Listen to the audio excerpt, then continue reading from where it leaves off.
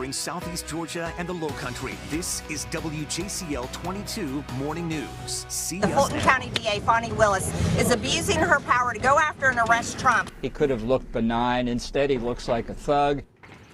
You're looking at the first mugshot of a former U.S. president taken when Donald Trump was booked in a Georgia jail. Why Trump says he did nothing wrong. Convicted murderer Alec Murdaugh expected to change his plea in a federal fraud case. His lawyer telling us why. Plus, a new poll showing how well candidates did during the first GOP debate.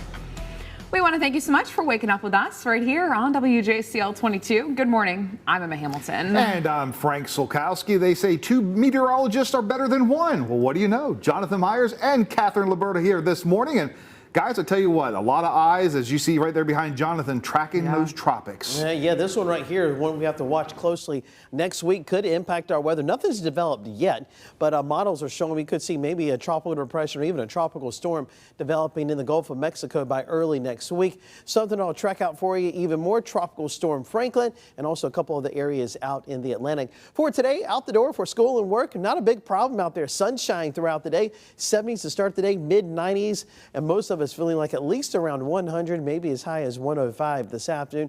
Small chance for a shower or thunderstorm after 2 o'clock into the late afternoon. Could have a quick downpour, some gusty winds. Chances of it are no more than 20%. You can see we start the day off nice and dry with a quick moving system along with the sea breeze developing this afternoon. That's when I do think those thunderstorms could pop up a little later today. Hot and humid this weekend, mid-90s on Saturday and Sunday. Like I said earlier, maybe some development there in the Gulf of Mexico. I'll track it out for you here in less than 10 minutes. All right, thanks so much, Jonathan. A first for the United States, a mugshot of a former president. Former President Donald Trump is now awaiting trial after he was booked at the Fulton County Jail yesterday. Our Amy Lou is joining us live from Washington this morning. And Amy, how could this latest case affect his campaign? Well, Emma and Frank, we know that Trump's campaign really seized on this moment. They used that historic booking photo to raise even more money and serve it as a symbol of what he calls political persecution. You can see that booking photo here, the former president scowling with an intense glare there. This is a first for any former American president. Now, supporters and opponents lined the streets of Atlanta as his motorcade drove to the Fulton County Jail yesterday. He was released on a $200,000 bond after a 20-minute booking process. Prosecutors allege Trump and his team illegally interfered in Georgia's 2020 election. That's after attempting to overturn the results by pressuring officials and sending a fake slate of electors in his favor. He faces a collective 91 charges in 4 criminal cases, from election interference, mishandling of government documents, and falsifying business records.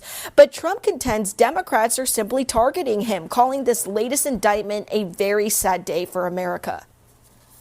They're trying to interfere with an election. This is their way of campaigning. And this is one instance, but you have 3 other instances. It's election interference. We did nothing wrong at all, and we have every right, every single right, to challenge an election that we think is dishonest, that we think is very dishonest. Yeah, and Trump joins a growing list of 18 co-defendants who are now turning themselves in one by one. The latest and one of the most prominent ones this morning is former Justice Department official Jeffrey Clark. Now, there are 2 remaining co-defendants who have yet to surrender before today's noon deadline, Emma and Frank. And Amy, before we let you go, we know that this was Trump's 4th indictment, but do we know the next legal battle that he's facing?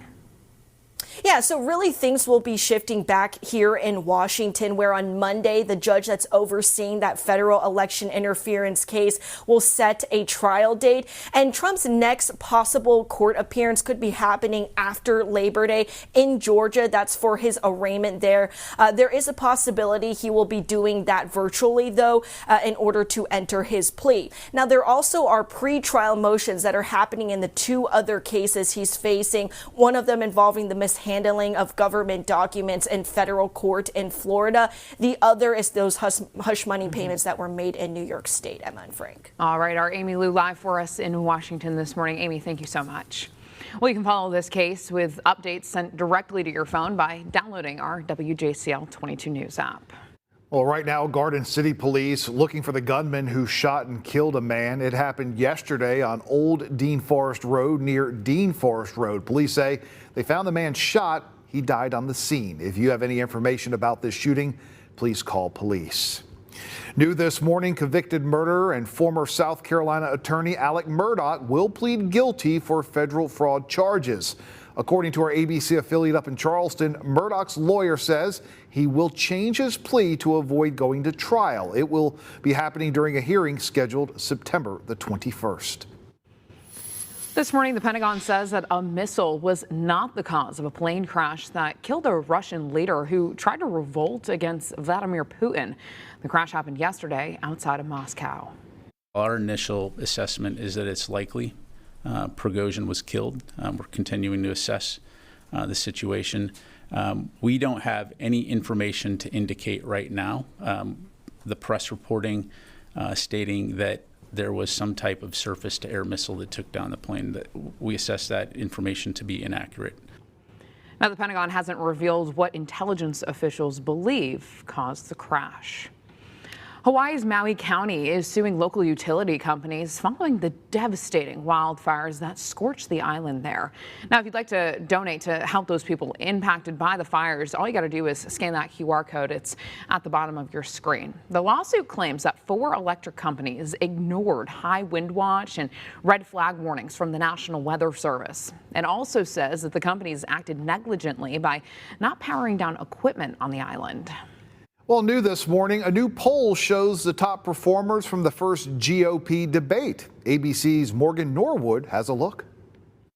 As former President Trump was being booked in Georgia, his closest Republican rival, Ron DeSantis, back on the campaign trail in Iowa, throwing softballs at the Field of Dreams baseball field, reluctant to criticize Trump. I think those investigations are casting too much of a shadow on the Republican primary. I mean, you're here, you're meeting voters, the former president's getting arrested. Well, but here's the thing. It's so candidates got to decide how much are they going to indulge with some of this. A new survey finds Republican primary voters thought it was DeSantis who had the best debate performance Wednesday night. You don't take somebody like Fauci and coddle him.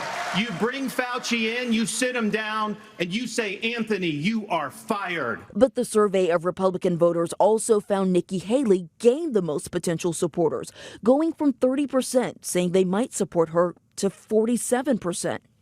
Another debate standout, Vivek Ramaswamy, whose campaign says has already raised $450,000 off his performance. The biotech entrepreneur facing numerous attacks from the other candidates. I've had enough already tonight of a guy who sounds like ChatGPT. Now is not the time for on-the-job training.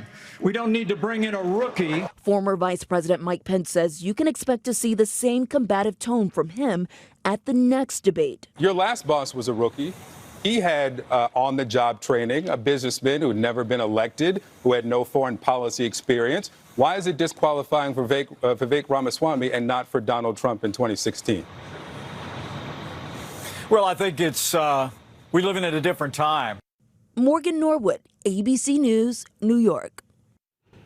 The next debate is set for September 27th, and Trump is expected to skip that debate as well. Your Traffic Track 22 this morning. If you are getting an early start to your weekend and headed out to the airport, we can see times on the road right now looking fairly normal. Savannah to the airport, just about 20 minutes.